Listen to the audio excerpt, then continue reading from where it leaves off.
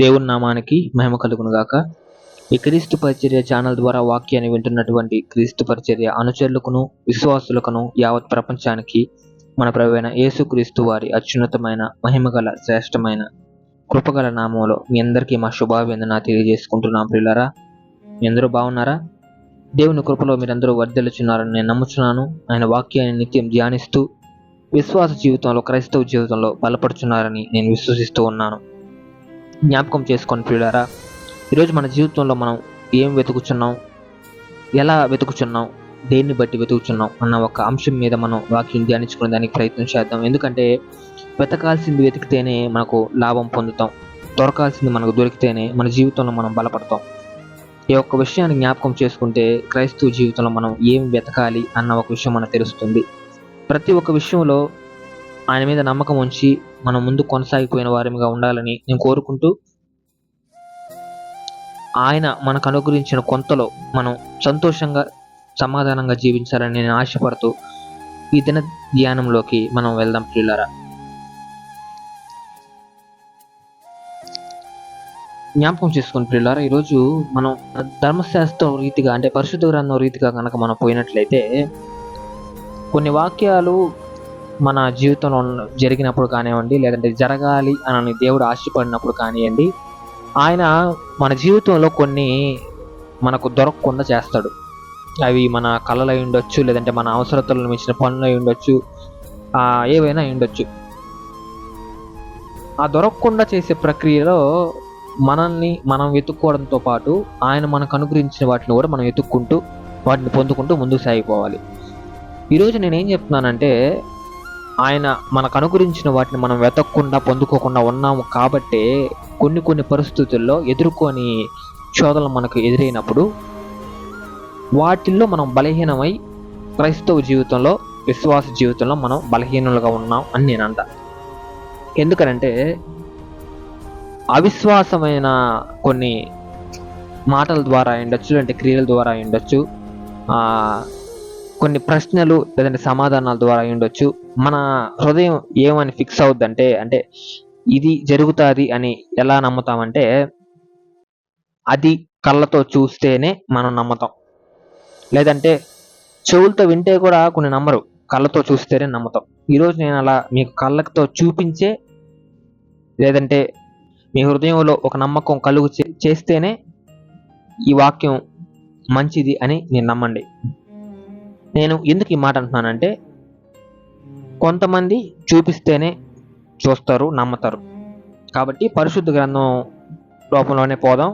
మనం మన జీవితంలో ఏం వెతుకుచున్నాం, ఆయన మనకు అనుగ్రహించింది మనం వెతుకుచున్నామా లేదా అన్న ఒక అంశం మీద ఈరోజు వాక్యం ధ్యానించుకునే దాని ప్రయత్నం చేద్దాం. ప్రియులారా, అది మీ దగ్గర కన్నా పరిశుద్ధ గ్రంథాలు ఉన్నట్లయితే దయచేసి తెరవండి. తెరచి కీర్తనలు 105వ అధ్యాయము 4వ వచనం కనుక మనం చూసుకున్నట్లయితే, యెహోవాని వెదకుడి, ఆయన బలముని వెదకుడి, ఆయన సన్నిధిని నిత్యము వెదకుడి.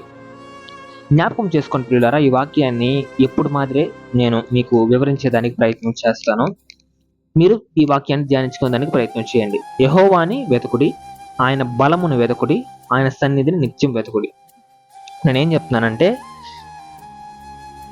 యేసు ప్రభు వారిని మన సొంత రక్షకుడిగా అంగీకరించిన తర్వాత, అంటే ముందుగా తర్వాత మనం ఏదైనా నమ్మాలా అని గనక ఒక ప్రశ్న గనక మీకు ఎదురైనట్లయితే దానికి సమాధానం ఏంటంటే, కేవలం పరిశుద్ధ గ్రంథం దారిలో వెళ్తేనే ప్రతి ఒక్క సమాధానానికి, ప్రతి ఒక్క ప్రశ్నకి సమాధానం అనేది దొరుకుతుంది. కాబట్టి ఆ పరిశుద్ధ గ్రంథం రూపంలోనే మనకు మన ప్రశ్నలకి సమాధానాలు దొరుకుతాయి. కాబట్టి దాన్ని నమ్మచ్చు.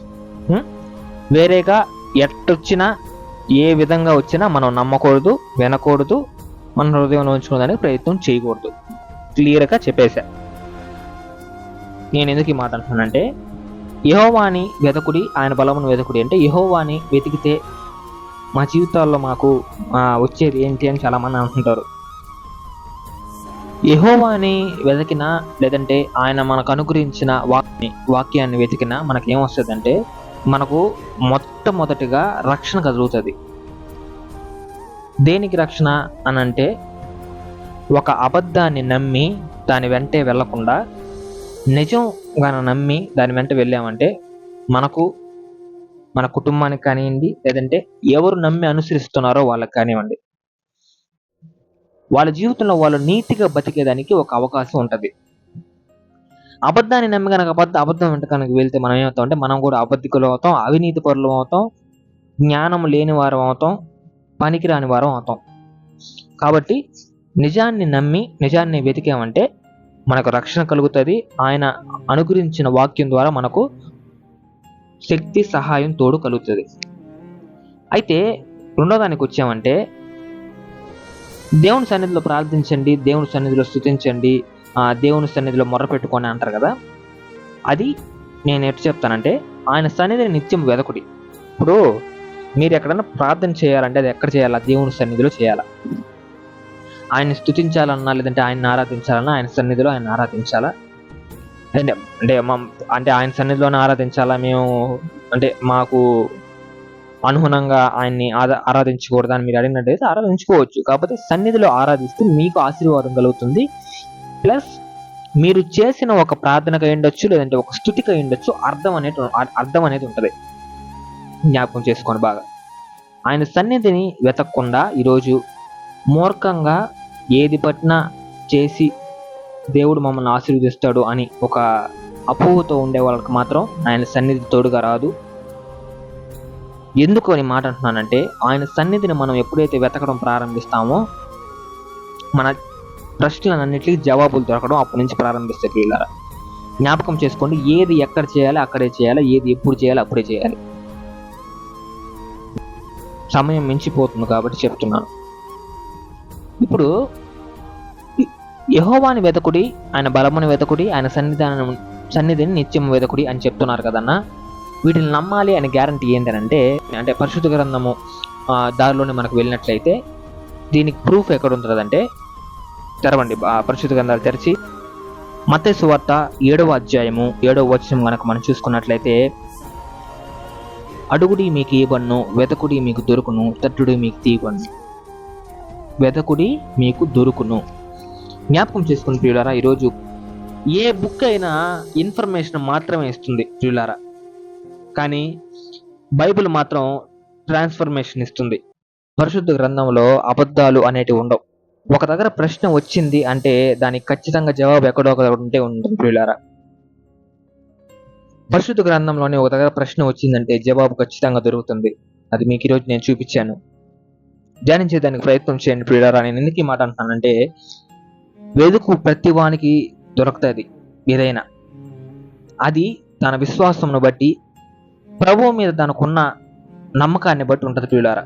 నేను ఎందుకు ఈ మాట అంటున్నానంటే విశ్వాస జీవితంలో విశ్వాసం చాలా ముఖ్యం. అది లేకుండా ఏం చేయలేం.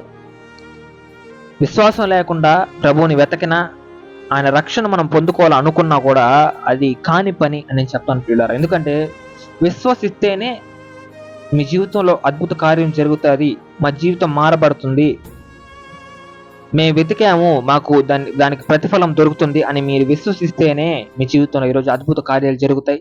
జ్ఞాపకం చేసుకోండి, యెహోవాను వెతకండి, ఆయన బలమును వెతకండి, ఆయన సన్నిధిని నిత్యం వెతకడానికి ప్రయత్నం చేయండి. వెతుకు ప్రతి వానికి ప్రతి ఒక్కటి దేవుడు అనుగ్రహిస్తాడు. ఈ యొక్క చిన్న వాక్యాన్ని ఆయన ఆశీర్వదించునుగాక. మీ కుటుంబాలన్నిటికీ ఆయన తోడైనగాక. మనం ఎంత గట్టు పరిస్థితులు ఈరోజు ఉన్నప్పటికీ ఆయన వెతుకు ప్రతివానికి ఆయన సమాధానం దయచేసి, రక్షణ దయచేసి, ఆయన తోడుతో ప్రతి ఒక్కరిని ఆశీర్వదించుకోగలిగిన దేవుడుగా ఉన్నాడు. జ్ఞాపకం చేసుకుని పిల్లారా, నిజాన్ని నమ్మి వెంబడించేదానికి ప్రయత్నం చేస్తూ మీ యొక్క జీవితాల్లో మీరు ముందుకు కొనసాగిపోవాలని నేను కోరుకుంటూ ఈ యొక్క చిన్న వాక్యాన్ని ముగిస్తూ ఉన్నాను. ప్రార్థన. ప్రేమగల మహిమగల మా దేవుడా, మా రక్షక, వేతరముల వరకు మేలును కనికరమును చూపించే దేవుడా, అత్యున్నతుడా, ఉన్నతుడా, ఉన్నవాన్ను అనవాడు దేవా, నీకే వందనాలు, స్తుతురాలు చెల్లించుకుంటున్నాం నా తండ్రి. అద్భుత కార్యాలు చేయదేవా, ప్రేమ స్వరూపైన నా రక్షక, నీకే స్తుతురాలు చెల్లించుకుంటున్నాం నా తండ్రి. నిత్యం దేవదూతుల చేత పరిశుద్ధుడు పరిశుద్ధుడు పరిశుద్ధుడు అని పొగడబడి మహాదేవ మహాగణుడ, నీకే స్తుతురాలు చెల్లించుకుంటున్నాం నా తండ్రి. అయినా నీ ప్రియబిడ్డలు జ్ఞాపకం చేసుకున్న నా తండ్రి, ఈరోజు ధ్యానించుకున్న రీతిగా నా తండ్రి, నిన్ను వెతికి నా తండ్రి వాళ్ళ జీవితాల్లో వాళ్ళు నిజాన్ని వెంబడించలాగిన నీ యొక్క సహాయం వాళ్ళకి దయచేయమని వేడుకుంటున్నాం నా తండ్రి. నీ యొక్క బలము వెతికి నా తండ్రి వాళ్ళు జీవితాల్లో వాళ్ళు శక్తి పొందుకునేలాగా నీ సహాయం అనుగ్రహించమని వేడుకొంచాను నా తండ్రి. నీ సన్నిధానంను వెతికి నా తండ్రి నీ యొక్క సన్నిధిలో వాళ్ళు ప్రార్థించేదానికి, నేను స్తుతించేదానికి అర్హులను చేయమని నీ యొక్క కృపలో మేము వేడుకుంటున్నాం నా తండ్రి. ఆయన ఈరోజు జ్ఞాపకం చేసుకో నా తండ్రి మా కుటుంబాలను నా తండ్రి. అపవాది ఎన్నో విధాలుగా నా తండ్రి మమ్మల్ని ఆయన కష్టాలు పెడుతుండగా నా తండ్రి, నేను అటువంటి ప్రతి ఒక్క కష్టంలో నుంచి నా తండ్రి మమ్మల్ని బయటికి తీసుకురాగలిగిన వారు ఎవరైనా ఉన్నారంటే అది నీవు మాత్రమే నా తండ్రి. మమ్మల్ని జ్ఞాపకం చేసుకో నా తండ్రి. ఈరోజు తల్లిదండ్రులను జ్ఞాపకం చేసుకో నా తండ్రి. నాయన బిడ్డలను జ్ఞాపకం చేసుకోండి, భార్యాభర్తలను జ్ఞాపకం చేసుకోండి, అన్నదమ్ములను జ్ఞాపకం చేసుకోండి, అక్క చెల్లెలను జ్ఞాపకం చేసుకోండి, స్నేహితులను జ్ఞాపకం చేసుకోండి, శ్రేయాభిలాషులను జ్ఞాపకం చేసుకోండి నా తండ్రి. నాయన ఇరుగు పొరుగు వారిని జ్ఞాపకం చేసుకోండి నా తండ్రి. నాయన మాకు హాని చూస్తున్న తండ్రి ప్రతి ఒక్కరిని జ్ఞాపకం చేసుకొని మమ్మల్ని ఆశీర్వదించమని వేడుకుంటున్నాం నా తండ్రి.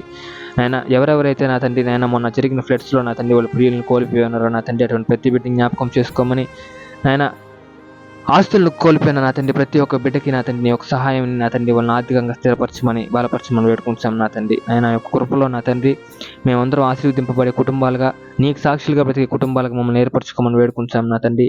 ఈ క్రీస్తు పరిచర్య ఛానల్లో నా తండ్రి నాయన ఎంతోమంది నా తండ్రి నాయన వాళ్ళ ప్రార్థన అవసరాలు మాకు తెలుపుచుండగా నా తండ్రి ప్రతి ఒక్క దాన్ని నీ పాద సన్నిధానంలో పెట్టి ఉన్నాం నా తండ్రి. నాయన జ్ఞాపకం చేసుకొని వాళ్ళకి ఏమేం కావాలో దయచేయమని వేడుకుంటున్నాం నా తండ్రి.